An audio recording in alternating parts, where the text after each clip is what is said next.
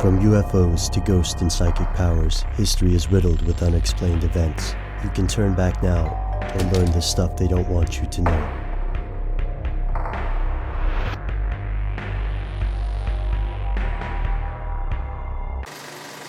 Here are the facts.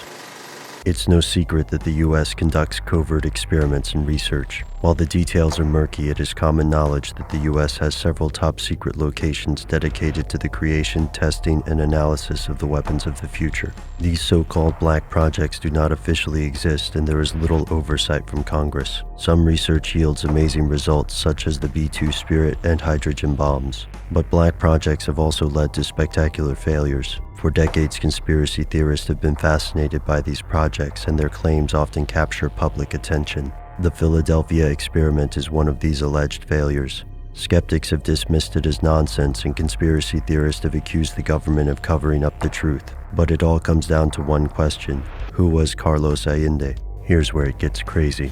In the mid-1950s, a UFO researcher named Morris Jessup received bizarre letters from a man calling himself Carlos Allende. According to Allende, in 1943, the U.S. Navy experimented with force fields, attempting to render an entire destroyer escort invisible. He called this the Philadelphia experiment.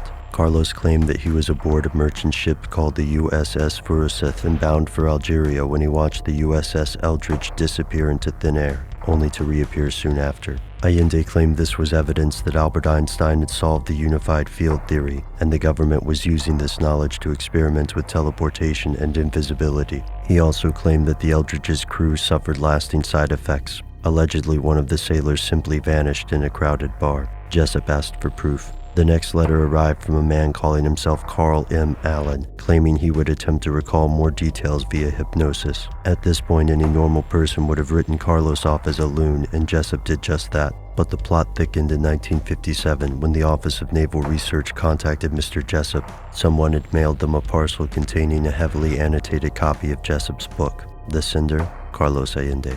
At this point, the story began to spread throughout the world of conspiracies. Over the years, it has been embellished, debunked, and revived. Skeptics such as Cecil Adams dismissed the theory, pointing out that the Navy claims it had no knowledge of the experiment. According to mainstream investigators, the U.S. may have been attempting to render ship hulls functionally invisible to torpedoes, but that's a far cry from vanishing. This hasn't stopped conspiracy theorists. Some have even claimed to be aboard the Eldridge when the experiment took place. Other skeptics note that this story essentially traces back to one person. So who exactly is he? Some theorists believe that Carlos Allende was replaced by a CIA source using the name Carl Allen. This is far from the most outlandish claim about Carlos Allende. He's also been accused of working for the government as a disinfo agent, of working for aliens, and even of being an alien himself. So where does this leave us?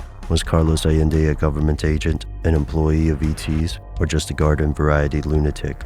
The utter lack of any corroborating evidence has convinced the skeptics that the Philadelphia experiment was a hoax. But to the conspiracy theorists, it's only proof of something they don't want you to know.